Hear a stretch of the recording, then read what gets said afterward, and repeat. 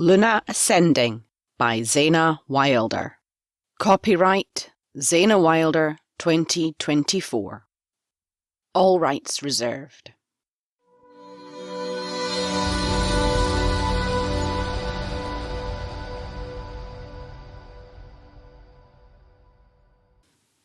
Chapter 35. Freya. Hellfire, I could make love to that man every day for the rest of my life, and the thought doesn't even scare me. Well, not much.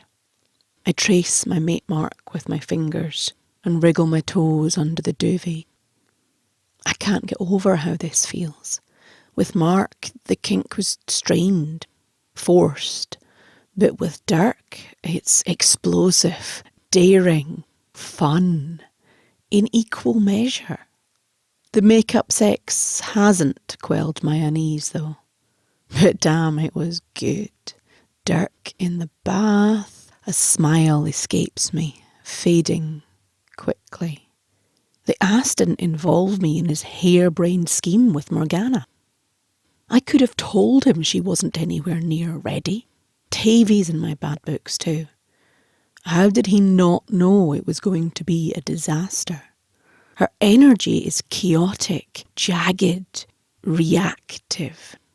She wasn't in nearly as much control as she claimed. Tavy should have known that, should have sensed it. And now Morgana is back to being mute and staring at the damn wall. I could strangle the pair of them. How the hell am I supposed to learn to be Luna if he won't involve me? If he doesn't value my opinion, no one else will.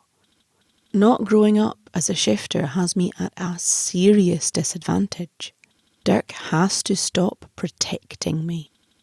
The bed creaks as I slip out of it, and I freeze. Dirk's gentle snoring continues, and after a few long moments I tiptoe toward the door, slipping out our room quietly. Dirk can sleep off his cracked ribs. Hopefully by the time he's awake, his shifter healing will have taken the brunt of the injury away. I pad toward the medical wing, a sneaky plan forming on the edge of my mind. Really, I should seek permission from the council first. But Dirk didn't. "Rhea, darling, where are you creeping off to?" Liz's voice booms. "Shh!" I hiss at my pal. "Nowhere. Damn it, Liz, you nearly made me shit myself. Keep your voice down." "Uh-huh. That's why I've got to be quiet, is it? Because you're going nowhere. And I assume you aren't up to anything either?" She gives me a sly, sideways glance, and I groan. "If you insist on being a nosy cow, you just volunteered yourself as lookout." I grab her arm and march her alongside me. I stride in past the infirmary's receptionist. "Look confident, damn it. Look like you're supposed to be here. You're Luna in waiting. You can go where you like." No one shouts after us, and it doesn't take long to track down Carl's room.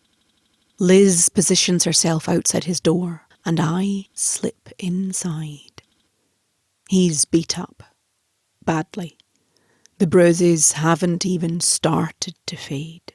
It brings home just how much more vulnerable the shifters who've lost their animals are.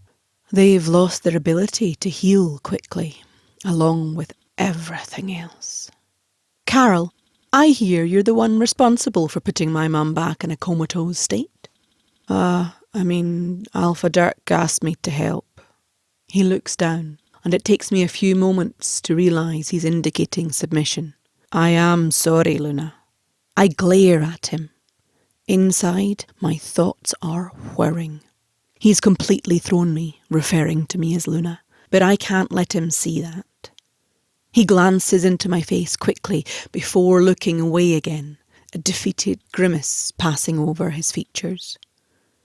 "I guess she doesn't remember anything either." "She's mute again," I remind him sternly. He sinks lower in his hospital bed, picking at the cover dejectedly. I hoped maybe I could help find a way for us to get our animals back." The rough-looking shifter seems like he's about to break. He doesn't deserve me pressing him like this.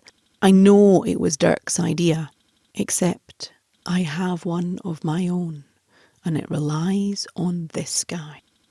I know, Carl, and I need you to do it again, with me this time, not Morgana. He looks up quickly, a mixture of fear and excitement written across his face. Of course, Luna. He hesitates. Should we wait? Where's Dirk? I could lie, but he deserves better. He needs to know what he's agreeing to. Dirk doesn't know, and he doesn't need to. I'm no broken witch. I'm not dangerous to you or anyone, not by doing this spell. The only danger here is that it might fail, and I don't want to get anyone's hopes up. Some of the council would love it if I failed. I'd rather not give them that ammunition. Truthfully, I'm terrified it won't work, and the council will lose the little faith they have in me. I square my shoulders and force the tremor out my voice. What do you say, Carl? I'm asking you, not commanding it. You can say no. He blinks at me as if the thought hadn't crossed his mind. No, Luna, I'll do it. I'm honoured you asked, he says slowly. I sneak Carl away in an infirmary wheelchair. Once we're out of sight, between Liz and I, we manage to get him up and walking. We must look like an odd triad.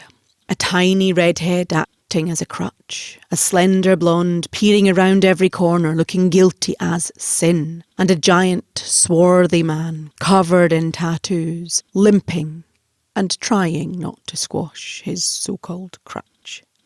I lead us to a quiet spot in the woods. A waterfall splashes gently into a beautiful rock pool, surrounded by green ferns. It's calm, tranquil, perfect. Liz stalks the perimeter of the clearing, while Carl settles as comfortably as he can on the ground, and I sit next to him. He's trying hard to look nonchalant, but waves of uneasiness roll off him. It's understandable. He's been badly injured only a few hours ago. And here I am asking him to do the same, all over again. Except I'm not Morgana. I can control this. I gave his shoulder a reassuring squeeze before taking his temples in my hands, making him do the same. We rest our foreheads together, and I start meditating, dropping deeper and deeper, lulled by the water. It's easier than I expected. I sense his thoughts, squeeze between them somehow. A wind picks up, but I daren't open my eyes. I'm inside his mind. I am him. A dank concrete floor, covered in dirt and excrement, the scent of fear all around. Suddenly, a door opens in the corner of the room and a scummy human stomps towards our cell. Fucking asshole human. I pull away from the memory, confused by the hatred. Shit, it's Carl's feelings. He hates humans with a passion. With a deep breath, I push myself back into the memory. The guard unlocks the door and I scramble away from the entrance, crowding with the others at the back of the cell. But the guard points straight at me and dread forms a knot in the pit of my stomach. My turn. He manhandles me out of the cell. Away. I brace against every surface I can. My nails rip as I claw the walls, the floor. I don't know what's beyond the door. But once you go through, you don't come back. Or worse, you come back unnatural. The vision fades before streaming back, very bright and very, very painful. Antiseptic. White walls. A hospital? The light above me is blinding. A cold metal at my back. Surgical drapes. An operating theatre, and I'm on the table.